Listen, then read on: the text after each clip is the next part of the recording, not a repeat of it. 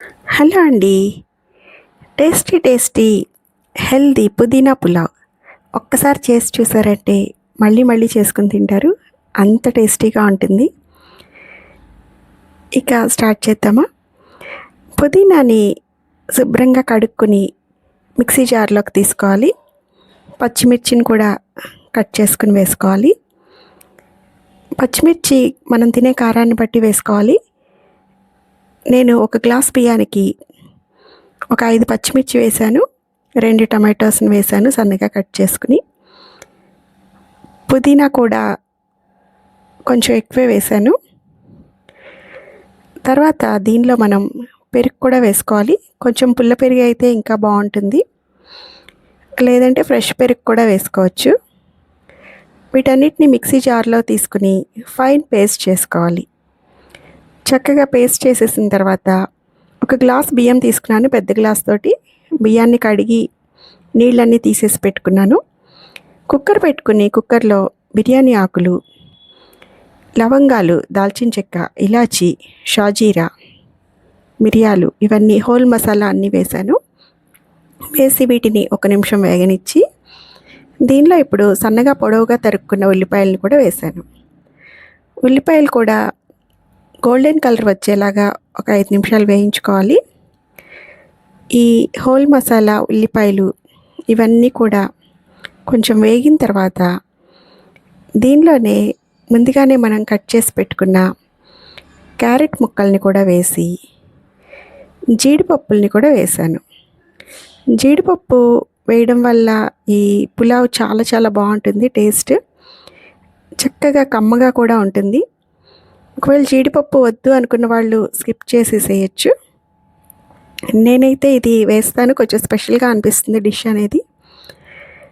Carrot ముక్కలు, ఈ జీడిపప్పు ఇవి కొంచెం వేగిన తర్వాత 2 నిమిషాల తర్వాత దీనిలో మనం ఫూల్ మక్కని కూడా వేస్తున్నాను.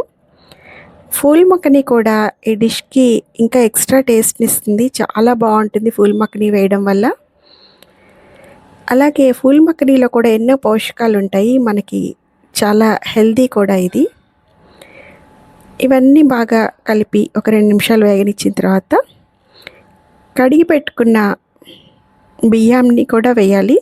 అలాగే అల్లం వెల్లుల్లి పేస్ట్, ఇది ఫ్రెష్గా చేసుకుంటే చాలా చాలా బాగుంటుంది. అల్లం వెల్లుల్లి పేస్ట్ కూడా వేసి కొంచెం వేగనిచ్చి ఇప్పుడు కడిగి పెట్టుకున్న బియ్యాన్ని వేసేయాలి. నీళ్ళన్నీ తీసేసి వేయాలి. ఈ బియ్యాన్ని కూడా ఒక 2 నిమిషాలు వేగనిచ్చి ఇందులో ఇప్పుడు మనం ముందుగానే సిద్ధం చేసుకున్న పుదీనా, టమాటో, పచ్చిమిర్చి, పెరుగు వేసి పేస్ట్ చేసుకున్నాం కదా, ఆ పేస్ట్ని ఇప్పుడు ఇందులో వేసేయాలి. ఇది వేసిన తర్వాత ఒక 2 నిమిషాలు వేగనిచ్చిన తర్వాత రుచికి సరిపడగా ఉప్పు వేయాలి. ఈ పచ్చివాసన పోయి పుదీనా అనేది ఇలా వేగడం వల్ల బియ్యంకి చక్కగా ఫ్లేవర్ అంతా పట్టి చాలా చాలా బాగుంటుంది. ఫూల్ మక్కని కూడా ఇలా వేయడం వల్ల మంచి టేస్టీగా ఉంటాయి. రుచికి సరిపడగా ఉప్పు వేసి ఒక గ్లాసు బియ్యానికి 2 గ్లాసులు నీళ్లు పోసాను. ఇప్పుడు ఫూల్ మక్కని వేయకపోతే గ్లాసున్నర నీళ్ళు సరిపోతాయి. ఫూల్ మక్కని కూడా వేయడం వల్ల ఇది వాటర్ని ఎక్కువ అబ్సార్బ్ చేసుకుంటుంది, అందుకని 1కి 2 గ్లాసులు నీళ్ళు పోసాను. ఇప్పుడు 2 విజిల్స్ రానిచ్చిన తర్వాత స్టవ్ ఆఫ్ చేసి ప్రెషర్ పోయిన తర్వాత మన కుక్కర్ని ఓపెన్ చేసి చూస్తే చాలా చాలా బాగుంటుంది. మంచి కలర్ఫుల్గా, వేడి వేడిగా, స్పైసీగా, టేస్టీగా, చాలా చాలా టేస్టీగా ఉంటుంది ఈ పుదీనా పులావ్ అనేది. చూసారు కదా ఎంత సింపులో. అన్నీ రెడీగా పెట్టుకుంటే 5 మినిట్స్లో మనం ఇది చేసేసుకోవచ్చు. ఎక్కువ టైం పట్టదు, కానీ ఎంతో న్యూట్రిషియస్ అండ్ డెలిషియస్ డిష్. ఈ చలికాలంలో ఈ పుదీనా పులావ్ అనేది చాలా చాలా బాగుంటుంది వేడి వేడిగా తింటూ ఉంటే. చూసారు కదా ఎంత కలర్ఫుల్గా వద్దా.